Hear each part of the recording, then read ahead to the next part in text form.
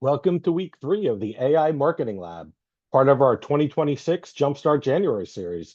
My name is Kevin Mahoney. I'm a member of EO New Jersey in the US, and I'm so thrilled to be with you here today for our final session of this lab. Today, we're going to explore building your content engine to create fast, accurate, on-brand content. And we're excited to have Ross Simmonds back with us to lead the way on this conversation. But before we get into the content, as always, just a few quick housekeeping notes. Please update your Zoom name to include your full name and your country. Interpretation is available in Chinese and Japanese, along with live translated captions. And as always, today's session will be recorded and posted to our course platform within 48 hours. And the link to see that recording plus other resources is going to be posted into the chat. I'm also excited to share that next week we'll be announcing 2 best-in-class prize winners, celebrating standout engagement across all 3 weeks of this lab. Each winner is going to receive an exclusive one-on-one coaching session with Ross. So keep an eye out for that post-program email. And that's it for me. Ross, welcome again. We're so excited to hear from you today. Thanks, Kevin. Really appreciate it. Hi, folks. Super excited to be back. Hope you're all doing well. We have made it to session 3. If you have made it all the way through, congratulations. It is now February. You are 1 month into 2026, and I hope you've gotten the jump start that you need to make the rest of this year a great one. Today, we are going to be diving into one of those topics, one of those things that I absolutely love to discuss with people for a lot of different reasons. One of those reasons is that it's something that is impacting a lot of businesses. When you think about discovery, when you think of search, when you think of everything that we've talked about over the last few sessions, it all comes back to giving you the ability to build your own content engine. Now, before I get into this, I do have to take a very Canadian approach to the start by apologizing. I have to apologize on behalf of all of the marketers, myself included, all over the world, who have spent so many years preaching at the top of their lungs that you need to create content. That if you want to win in this digital era, you just need to create some blog posts. If you develop blog posts, you will be successful. Blog every day. Blogging is king. If you create blogs, the world will be yours. I went around from event to event many years ago telling people exactly this. Write more blog posts. If you are struggling to get leads, write more blog posts. If you are struggling to generate revenue, write more blog posts. This was the story that I told so many. And as a result, we have marketers, we have teams, founders all over the world who, when someone asks them, what's your content strategy? They simply show them a content calendar. And that is a massive mistake. It's a mistake because content is more than just blog posts. And don't hear me out. Don't go on X or LinkedIn or Facebook and say, Ross told me that I don't need to create any more content. That's not what I'm saying. I still run a content marketing firm, right? Like, I still believe that content is an important thing for brands and businesses to create. But what I also believe is that that philosophy of just press publish every day, create, has led us down a path where we have forgotten that content marketing is a 2-word industry. We've gotten into a place where so many companies, so many orgs, so many teams have forgotten about the idea of thinking like a media company. And when I say think like a media company, I'm not talking about the newspapers, folks. Newspapers had a great run for years, for decades. People who were involved in the newspaper industry were at the top of the business community because newspapers were a thriving business. But there was something that newspapers had that they no longer have, and that is distribution. Many years ago, newspapers had distribution directly to the doorsteps of many people. And because they had that distribution channel, they had the ability to thrive as a business. People were willing to pay money to have newspapers dropped off on their front step. Today, we all have probably, I'd say, all of you are very likely within arm's reach of a device.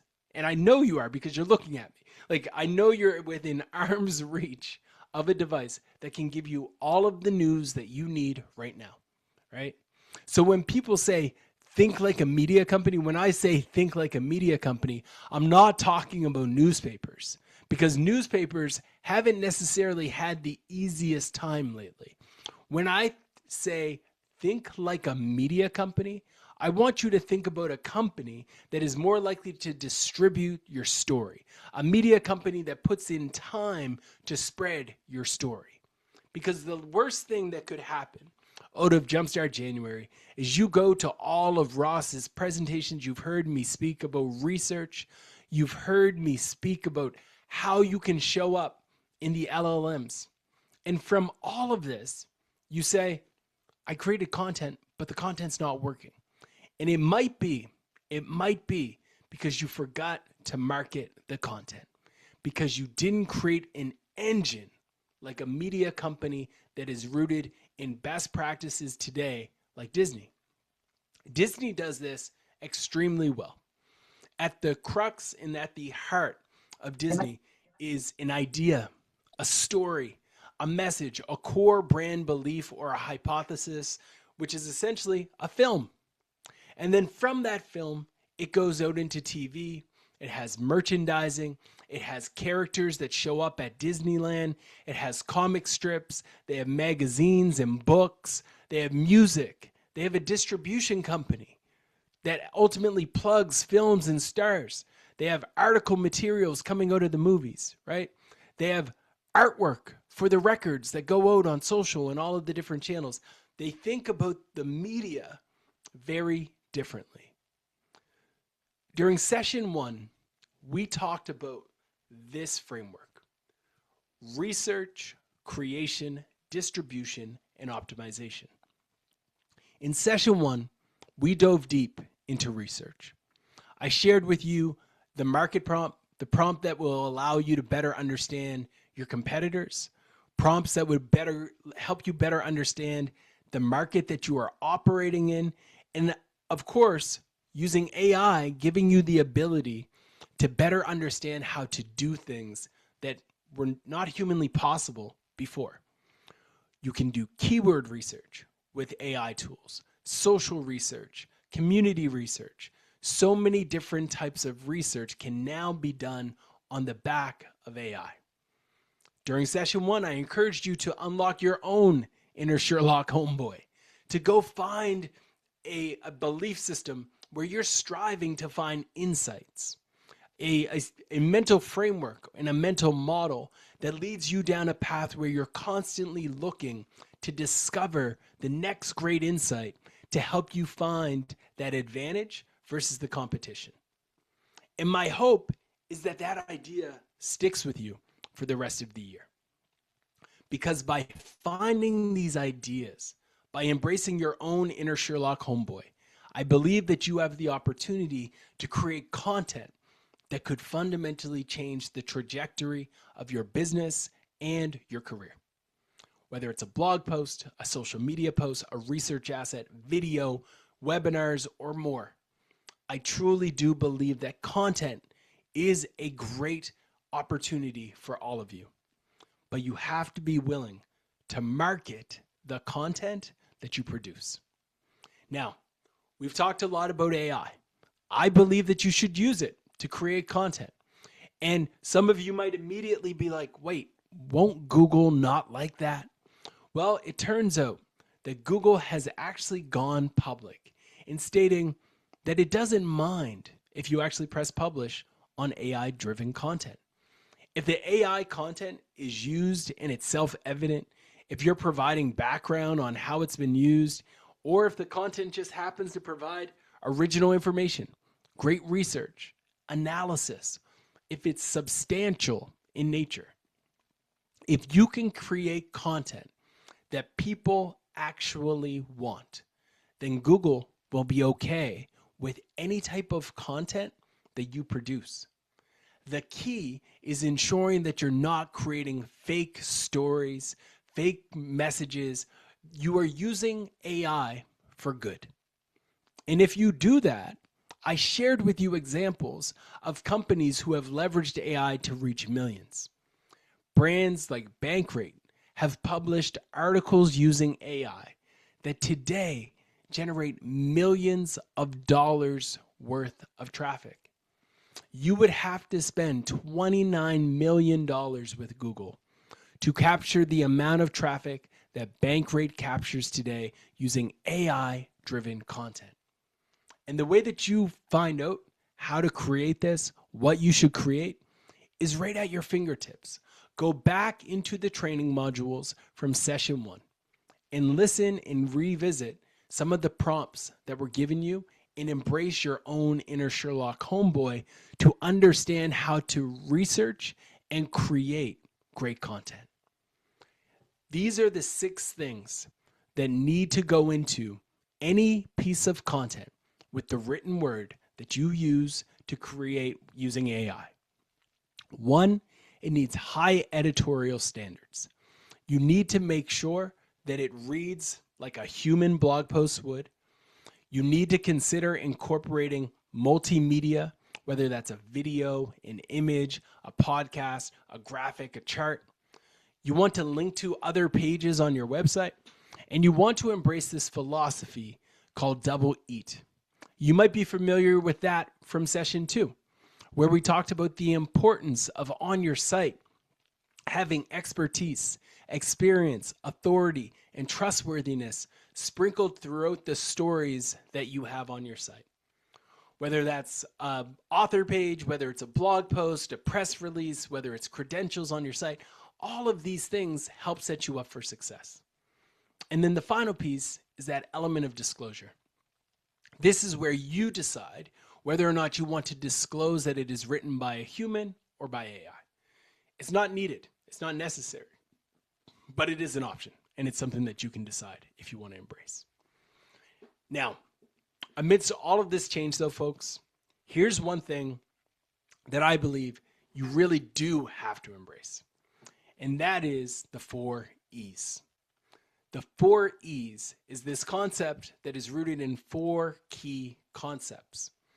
The story that you press publish on needs to educate, engage, entertain, or empower. If the content that you produce, whether it's a social media post, whether it's a blog post, whether it's a YouTube video, whether it's a Reddit post, whether it's a story on Instagram or a reel on TikTok, whatever, the content needs to educate people, engage them, entertain them, or empower them. What do I mean by educate? By educating people, you are simply providing them with information that they didn't have before. Can you provide people with information that they're looking for? Can you show them how to do things? Can you provide them with simple information like new things on your menu? Provide them with updates surrounding your culture, that you're hiring. Provide them with information about new case studies that you've published, new projects that you've launched, new deals that you've signed. Educate people on things that are going on around you. Or educate them on the problems that you solve. Educate them with written word, with video, and more. When you educate people, you build trust. And then you can engage with them. This is where you're able to really take that another step to build community, where you're sharing personal stories, you're asking questions, you're creating thought leadership posts, you're asking them questions to really spark a dialogue. This is when you go from treating social media like a monologue to treating social media like a dialogue, where you start to actually engage with the audience and embrace that side of social media that is social. On the entertaining side, this is where you have some fun. You can share memes, you can share jokes, you can share things that are related to pop culture and things going on in the news. And then finally, we have empower. This is when you start to celebrate your team, celebrate your customers, your clients, people you work with, people in your niche, people in your industry. And from all of this, you start to think, what stories can I tell that will educate, that will engage, entertain, or empower. And when you start to think about it that way, you start to get on a path where you can guarantee that the stories and the content you create will actually add value to your audience. And by adding value to your audience, they're going to associate that value that they received through content directly with your website.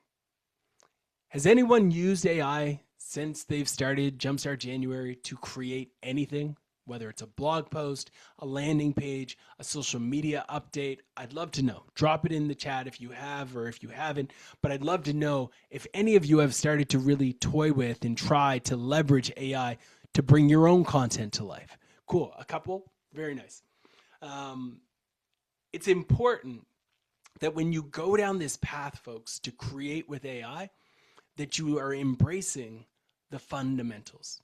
Let's pretend that I am running a commercial cleaning company and I need to come up with some blog ideas, some articles, some stories that I can press publish on.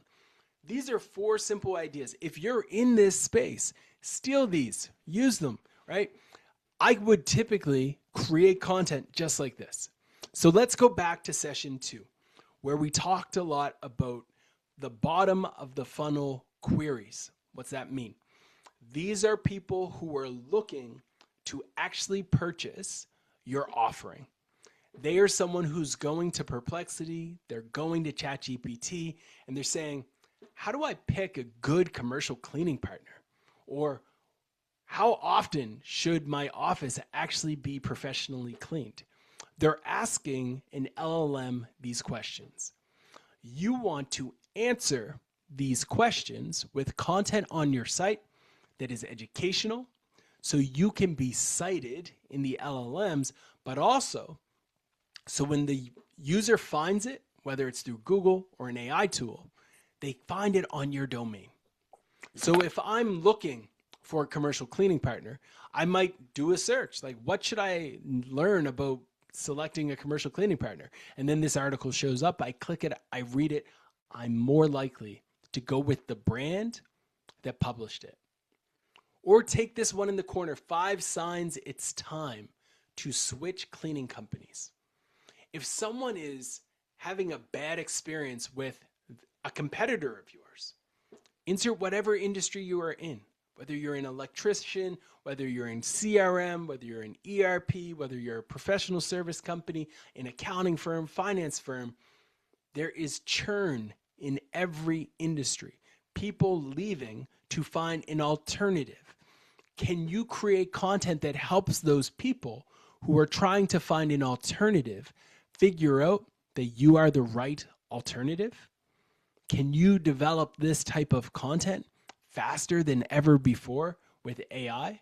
100%.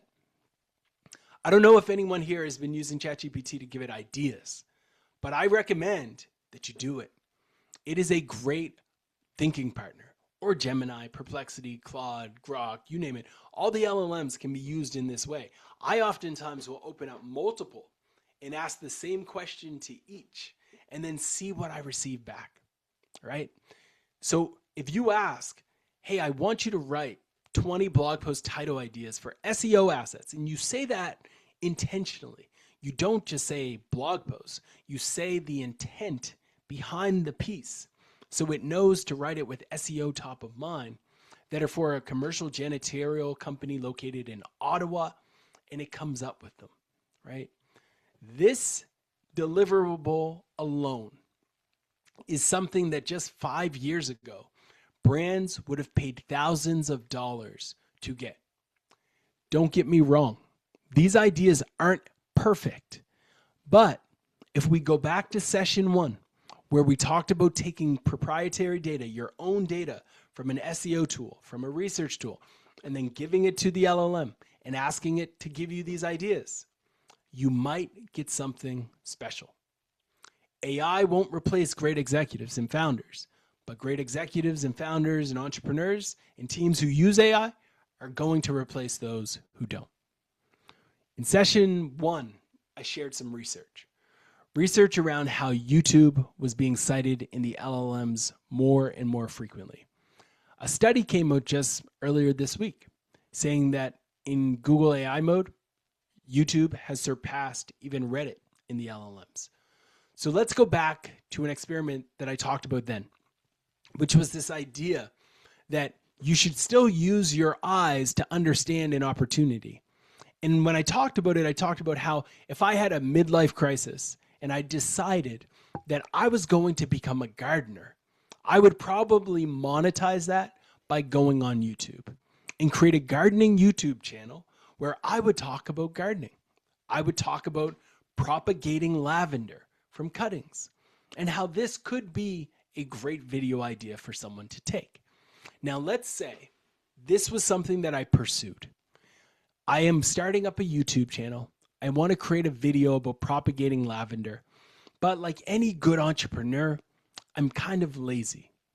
I don't actually want to do all the work. So what can I do? I can go to ChatGPT and I can say, hey, ChatGPT, take these headshots of me and turn them into a thumbnail image where I'm propagating lavender. How to propagate lavender in 2026, please. Use YouTube thumbnail best practices. And what happens? I get this. In the matter of seconds, I met with 2 variations of a YouTube thumbnail. Now I look at this and I'm thinking, cool, it's the same sweater I'm wearing right now.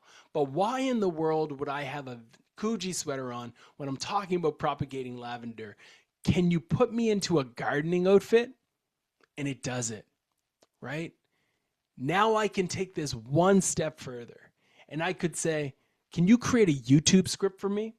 And look, you can see it here. It says, hey, welcome back to the channel. Or if it's your first time here, I'm Ross Simmonds. And today we're diving into something super simple, but really rewarding. How to propagate lavender at home. But I've got a tickle in my throat.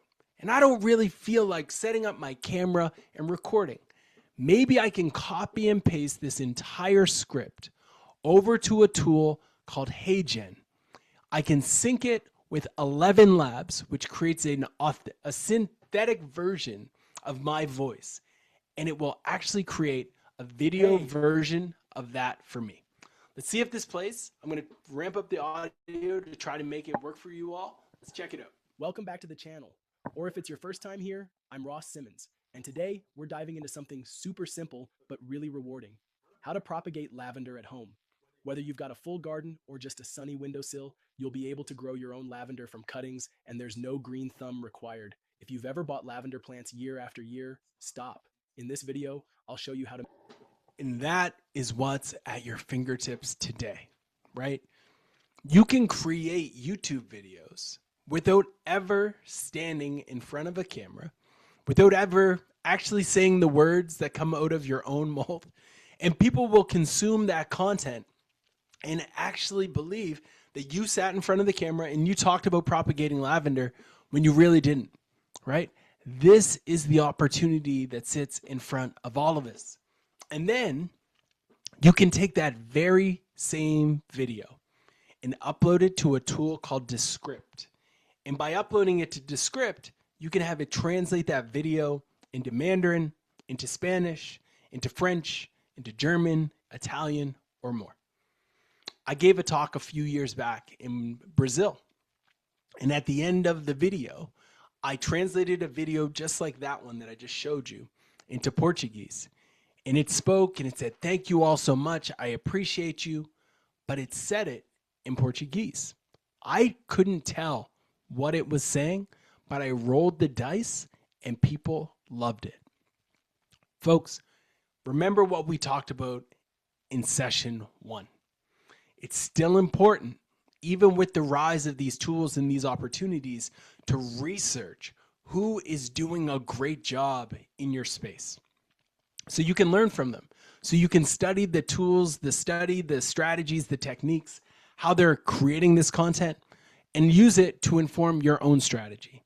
So you can learn about what is the best practice for YouTube thumbnails. So you can look at the YouTube thumbnails that others are producing and then give guidance to your own LLM to help you create thumbnails that fit your purposes. So when I'm creating these thumbnails, I can use guidance based off of best practices instead of assumptions.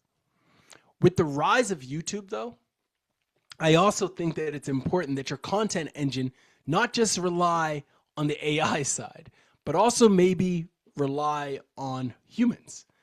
Can you get local creators to develop stories on your behalf?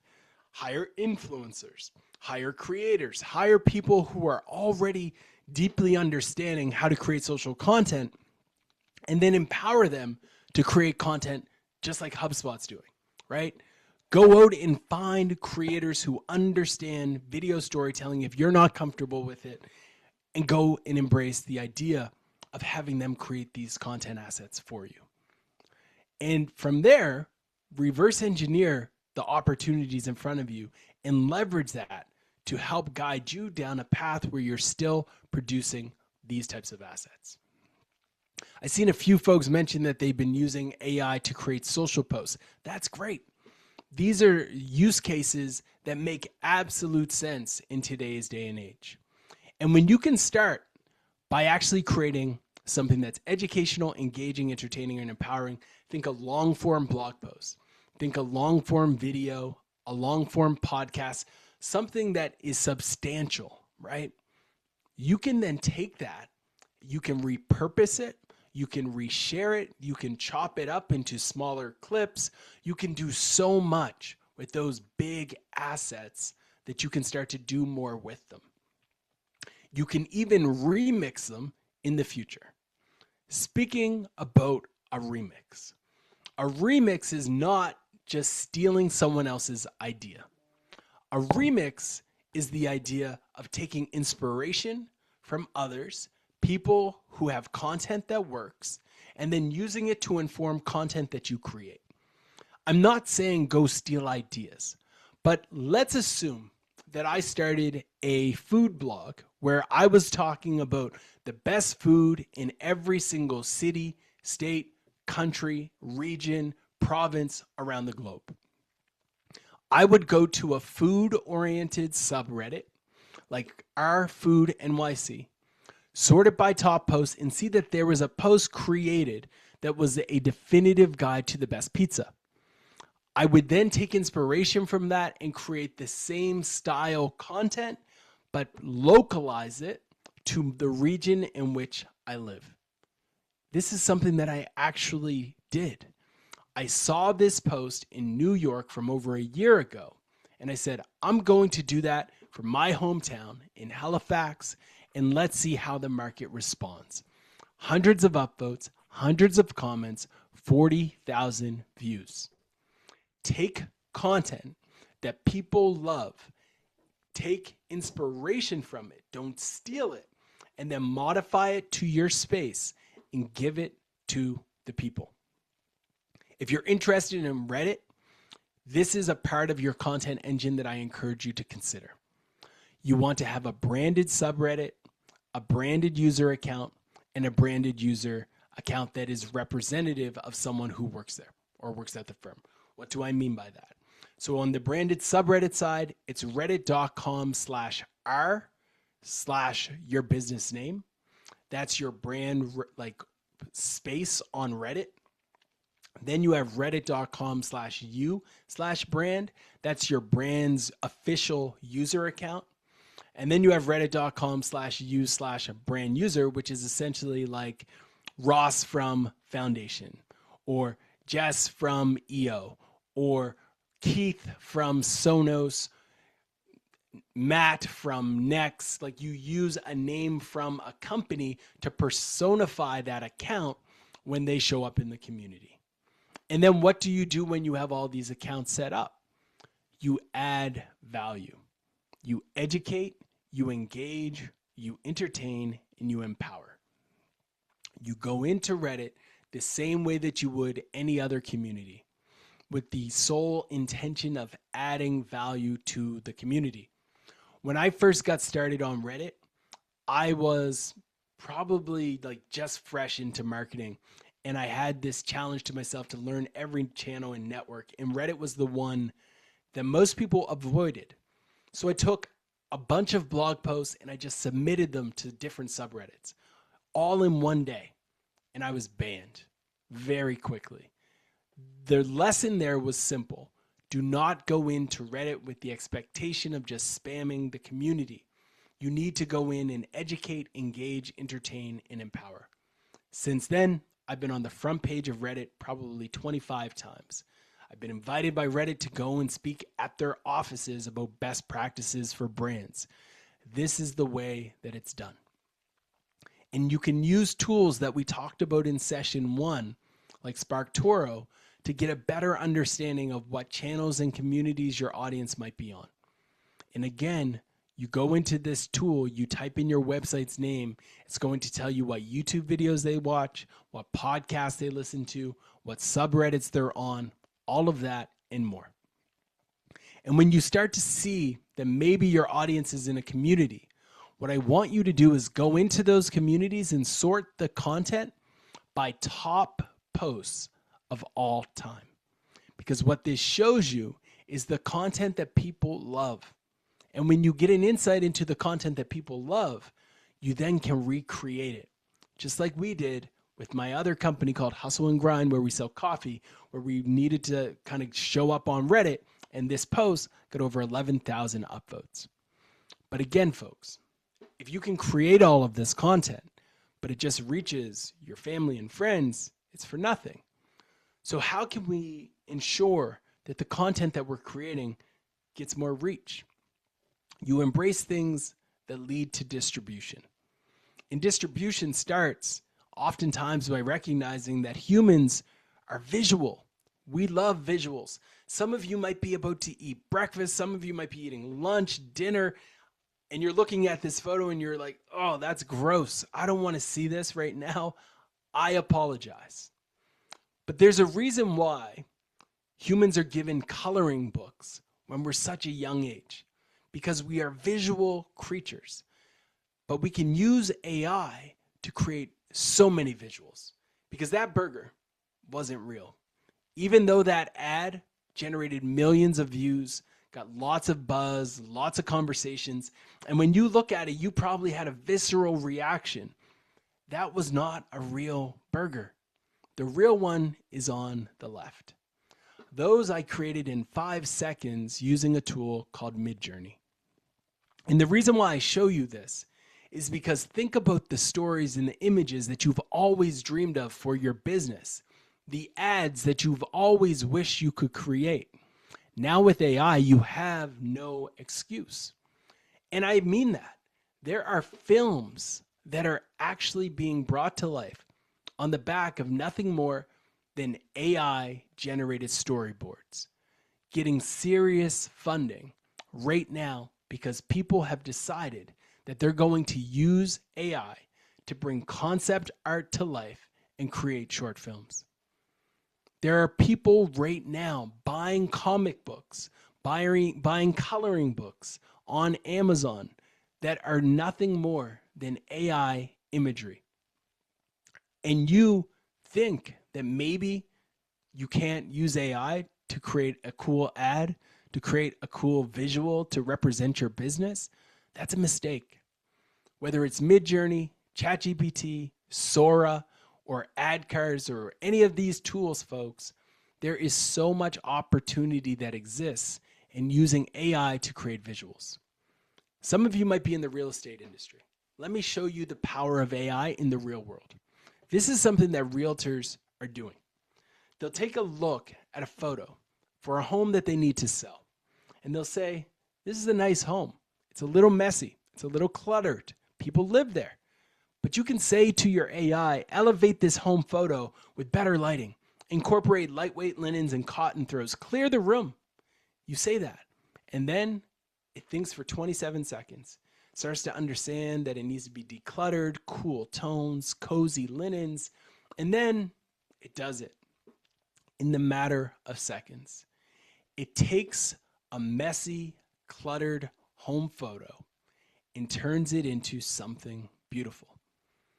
This is the power of AI at our fingertips. This is what it means to unlock the potential of this tool, this technology. Which of these do you think is going to sell better? right? You can use AI in your personal life to reimagine your floor plans, to reimagine your home office, your company office layout. Folks, use this technology and also use it to spread your stories. I've done this with blog posts where I'll take a blog post and I'll upload it to a tool like distribution.ai, and it will write a script for a podcast. It will write posts for X, for LinkedIn. It will give me a podcast that I can upload and turn it into video clips with things like Riverside. I'll take a podcast and turn it into a blog post. I'll take that blog post, turn it into a LinkedIn update. I'll take that LinkedIn update and turn it into a carousel. I'll share that carousel on my Instagram, and I'll take all of these different assets and distribute them into communities and channels where I know my audience is spending time.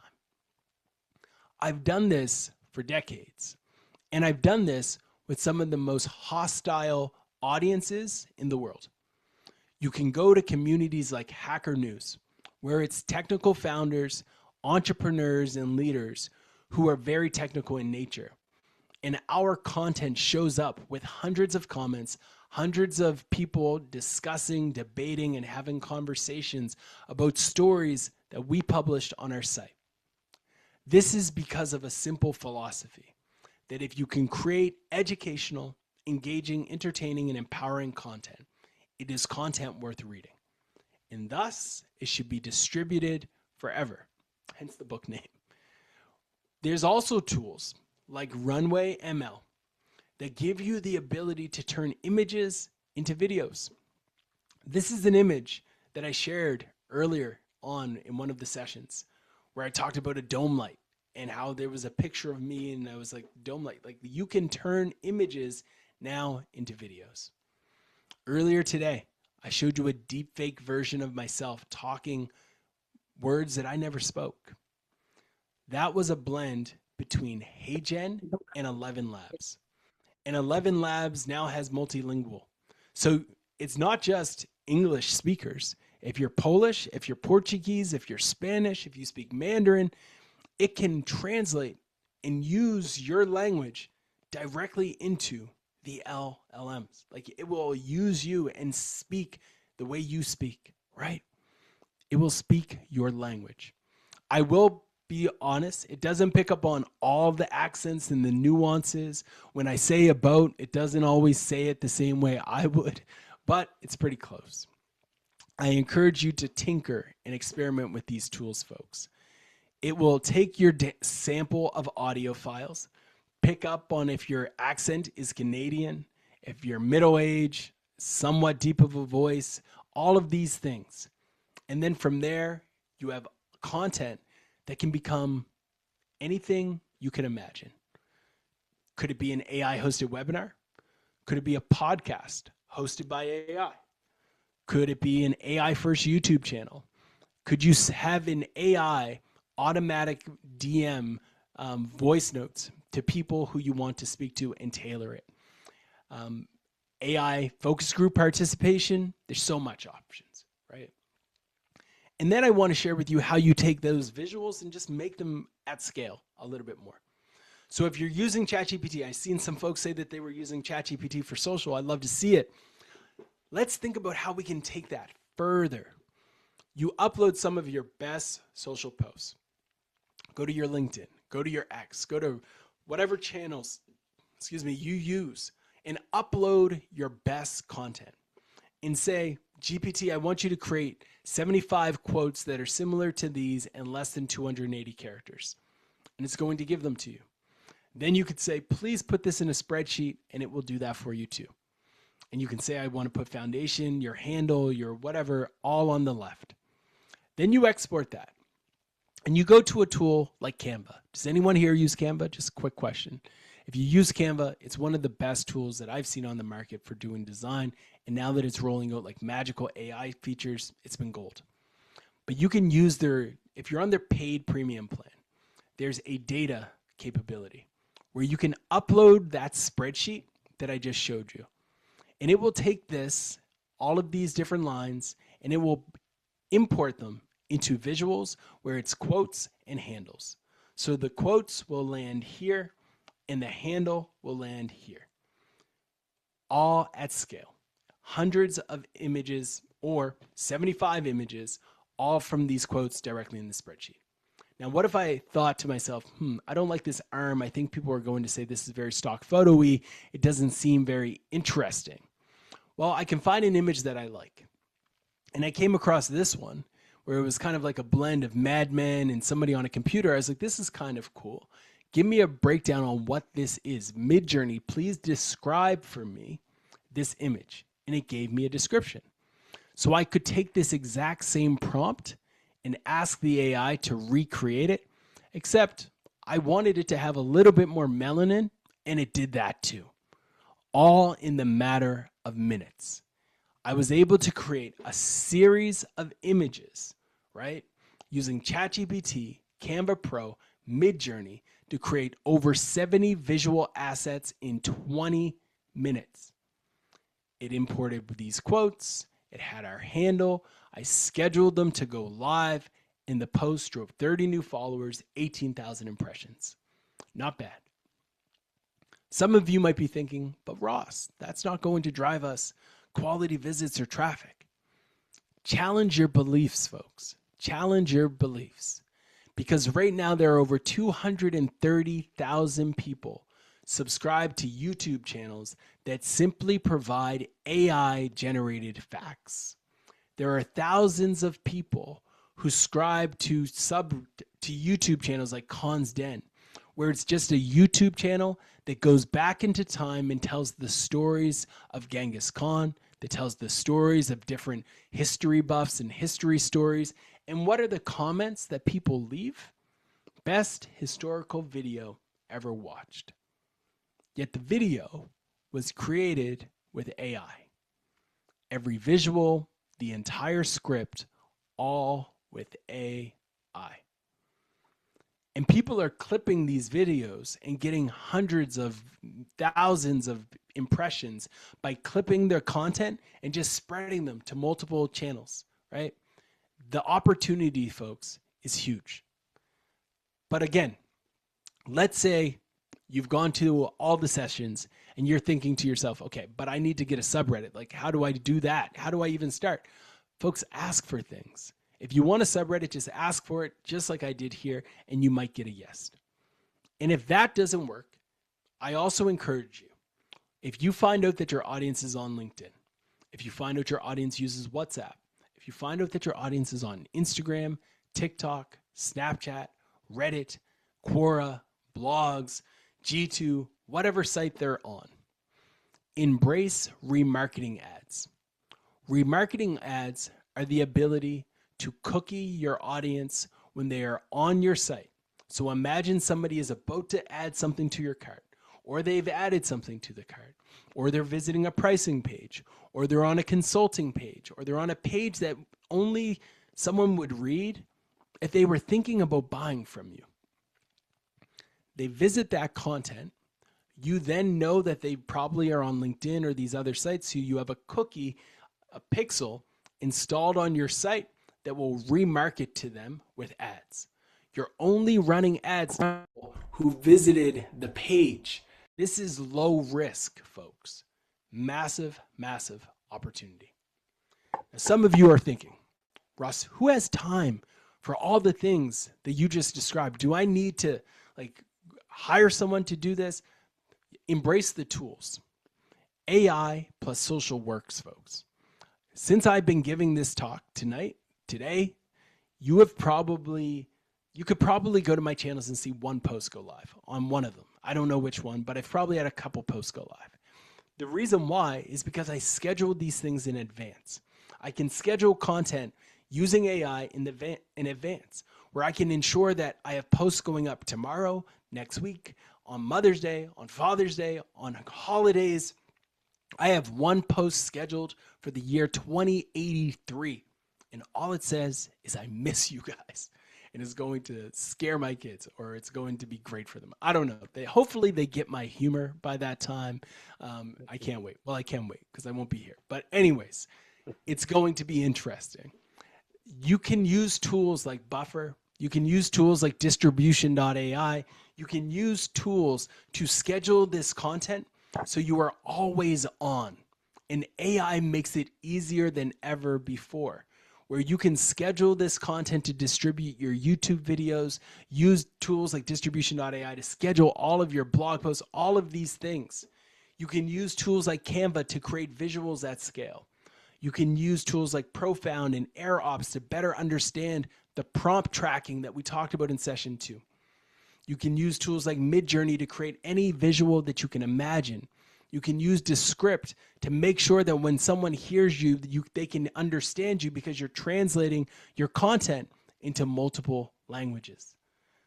The possibilities are endless. We all now have at our fingertips, in my opinion, one of the biggest opportunities of all time. We've talked about how you can create comprehensive prompts that give you insights into your audience, your customers, and your market at large. I encourage you to go back to session 1 and listen to it every other quarter if you need to. I encourage you to also recognize that the way that people discover has fundamentally changed and it's not going back. The way that people discover your product, the way that people discover you, your services, and make a decision of yes, they're going to continue to work with you or find an alternative is directly connected to sometimes whether or not you show up correctly in the LLMs. They might ask the LLM if your price is too high. You need to ensure that you are doing the things that we talked about in session 2 to influence that. Folks, I truly do believe that between session 1 and session 3, I've given you some insights that could fundamentally change the trajectory of your business and your career. And I really hope that something that I give you today, something that I shared with you over the course of the last few weeks, sticks with you for a very long time. I'm rooting for all of you, and I hope you have a great 2026, and it's arguably one of your best years yet. Thank you so much to EO for having me. I appreciate the time and the opportunity to share with everyone. And if you have any questions, the LinkedIn group is going to stay open, and I'd be happy to chat with you there. But we're going to open it up to a few questions now. Awesome. Ross, thanks again for another insightful and practical session. While our team gathers a few final questions from the chat, just a couple quick reminders. Today marks the final session of the AI Marketing Lab. You'll continue to have access to all the session recordings and the resources for the next 90 days on the course platform. And the access, we'll put a link to that in the chat also. Please look out for an email later this week with our Jumpstart January feedback survey. Your feedback really helps us improve future programs. An added bonus, everyone who completes it will receive a digital certificate of completion to add to your LinkedIn profile. Let me get the first question here. We have a question from Avatal. Backlink outreach is the first bullet point under distribute. How important is backlink still? You know, this is a great question because it's very controversial at the moment. Backlinks are still very important because Google is still the most important search engine. And Google relies heavily on backlinks to understand the internet. So because Google still relies on backlinks and Google is still the primary search experience, I would encourage you to still consider backlinks as important. Now, here's where this gets flipped on its head. In the next 5 years, things are going to become more and more about brand connection to the stories that are around it. So it's not always going to be about backlinks, but more so what are the stories and the concepts that are being talked about around your brand? Because through natural language processing, which is essentially a robot's ability to understand words, it no longer needs to rely on the link to say this links to this, so I know these two things are connected. Instead, they now have the ability to say this company is always being talked about in this area, thus it's from this area. This company is always being talked about with the word great pasta. So we are going to make sure that everyone knows that this is a restaurant that has great pasta. So long answer to a short question, but essentially backlinks are important, but in the future they're going to be less important. And more important than anything is just having your brand out there. Thank you. Manesh wants to know what AI can you use to create office floor plans? Yeah, so ChatGPT has been helping me a lot with this one. I've been using ChatGPT. It's been pretty good. You upload a mock-up. You can even upload a sketch if you're doing it by hand. Ask it to take on the persona of an architect as an interior designer and to help you do your office plan. You could even articulate to it, hey, I want you to ensure that you're thinking about certain things that matter to you. Hit that deep research button, hit send, and you're going to get some pretty decent results, or at least I've seen them anyway. I even got like Oh, CAD inputs, which I don't understand. So if you're in the architecture world, you might understand it. But it came back with all kinds of like, it looked like code. I was like, this isn't code because I can code, but it was something. And I was like, I could go down this rabbit hole and do something, but I didn't. Juan Pablo wants to know, how do you make AI sound natural? I don't know if this only happens in Spanish, but AI generated content in Spanish sounds really weird. That's a great call out. So here's what you want to do in different, so the vast majority of these LLMs have been trained on the English language. So for anyone who speaks a different language, you have an advantage over everyone else who speaks your language if you give the LLM better training data. So what I would do if I was in your shoes is I would create as much content as a human first. If you have to record yourself talking, do it. Whatever you need to do, create source material for the AI to train itself on you, your style, the way you speak, so it doesn't sound weird. You can do this with a tool called Claude, Anthropic's tool, and you can upload all of those files into its memory. And then what happens is you can go to your personalized LLM that nobody else has access to. And you could say, create this. You would say it in Spanish. I can't speak Spanish. So you would say what I'm about to say in Spanish to the LLM. You would say, create a blog post for me on this topic using my style. And it's going to use that source material to craft it. Now, if your competitors don't know that, you might have a year advantage to really create some pretty good content in Spanish, which is cool. Veronica Singer, please, some practical advice on how to distribute posts in Instagram and Facebook from Nums, as we are selling exclusive quality nappies in Australia and would Oh, cool. appreciate, as now we are stuck with family, Yeah. friends, followers, paid ad. I love this group. So this is a world that I lived in for a long time. I've run a lot of businesses over my life and websites and stuff. So for this world, if nappies means diapers, I think, are we talking the same thing? Maybe. Are we talking about? I'm going to assume. We're pretending that you're talking to parents. So if you're talking to parents, there are Facebook groups. Yes, diapers, cool. So there are Facebook groups. Inside Facebook groups is where people gather to talk about the things that they're most passionate about. So on Facebook, the distribution isn't on your page. Facebook tricked all of us into thinking if people liked us, you could reach them. No, you have to pay to reach them. But in Facebook groups, if you can create your own that is dedicated to parents, that is dedicated to, like, if you've created environmentally friendly nappies or something like that, like, create a Facebook group for environmentally savvy moms. Create a Facebook group for environmentally savvy dads. And then start inviting some dads. And then they're going to invite other dads. And then what's going to happen is you're going to have these communities where they're going to keep inviting people, and you have a free distribution channel into these groups. You can also go do a search for mums in Australia, mums in Sydney, mums in whatever. And you're going to probably find hundreds of groups where mums are hanging out.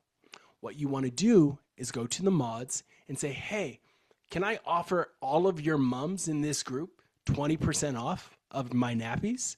Some of them will say no, but if one of them says yes, You just may have gotten distribution to 100,000 moms. That's distribution on Facebook. On Instagram, it's a different game. Video content is the key. Right now, you want to invest in video content. What I would do is I would find local influencers, local people who understand Instagram. I would put them on a small retainer, a couple $100 a month, ask them to agree to put up a post about nappies. If it's moms, maybe just find some influencers and start sending them nappies and let them post. There's so much you can do. Thank you. Heartland asks, Ross, can you explain again how to use the three Reddit profiles? Example, does a brand post and a user at the brand comment? What does the interplay look like? Great question. The brand doesn't post unless it is saying thank you. The brand posts thank you, niceness, happy responses only. That's what the brand's there for. It's also the mod of the brand subreddit. So you have ownership of your subreddit. So if somebody leaves your company, you still own your subreddit. So it's kind of a security blanket. The person is there for customer support. The person account is there to drop a cat gif and a meme, to have fun, to laugh, to joke, to be there when somebody is complaining and to meet them with kindness. The persona account is there for that. Thank you. No Stefan, problem. similar to the language question, I noticed AIs tend to produce post text in the same style, which now has become very recognizable in me when I see it. I believe it can start boring people the same way it bores me. How can Yeah. you tell AIs to use different styles? So some tools have it baked in, some of them don't. Like with distribution.ai, you can upload your brand voice, your guidelines, and customize all that. With some tools, you have to give it to it. So like with Claude, ChatGPT, Perplexity, I would encourage you to actually take the time to, again, upload some of your past work before AI was a thing. This is something that I've actually done. I'll go back to old posts from 2018, 19, 2020, and I'll upload a bunch of it to the LLM and say, study my best content and tell me why it was good. And you could even do this with my content. I don't care if people steal from me. So like take Ross's best content and then upload it and say, what made this good? Make more content that sounds like this in this niche, in this topic, and it will deliver for you. Awesome. I actually have my own question. Yeah, let's do My it. my Let's brand do it. my brand we post on Reddit and we try not to be commercial and just kind of educational. Yeah, Recently contacted by a Reddit person to do paid ads on Reddit, which we cool, haven't cool. done before. Yeah. How does that really kind of affect the LLMs? Like, does the paid content, is it the same as organic or how's that all work? Yeah, so the paid ads on Reddit won't influence the LLMs directly. But what it could do is indirectly inspire more conversations about your business. So if someone is looking for the best double sided tape or something like that, and they go to Reddit and they click Reddit answers, if people have already produced and had conversations about that and they say, yeah, you should go to Fine Tape and it will help you, like that's the opportunity. But the only way Hmm. to really influence the LLMs is to inspire conversations. So for your space, I think it would make sense to use it to inspire more conversations, but it might not necessarily have a direct impact on the LLMs. Thank you. No problem. I think we're running out of time here. I just want to We thank are. you so much, Ross, for sharing your expertise and for guiding us through this three-part journey. And to everyone on the call, congratulations on completing the AI Marketing Lab. Before we close, we'd love to capture this moment of finishing Jumpstart together. So if you could turn on your cameras if you're able, we'd love to take a group photo showing everyone completing the lab. Amazing. Thank you again, everyone. We truly appreciate you being part of this journey, and we hope to see you again for the next Jumpstart in July of 2026. Be sure to sign up for the interest list so you don't miss any of the upcoming content, and we're going to post that link in the chat. And everyone, have a great rest of your day or night, and thanks everyone for joining. Thanks for hosting, EO. Thank you, Kevin. Thank you all so much for showing up. Really appreciate it. And it's great to now know that I have friends all over the globe. So hope to see you all on the internet. Take care. Thank you.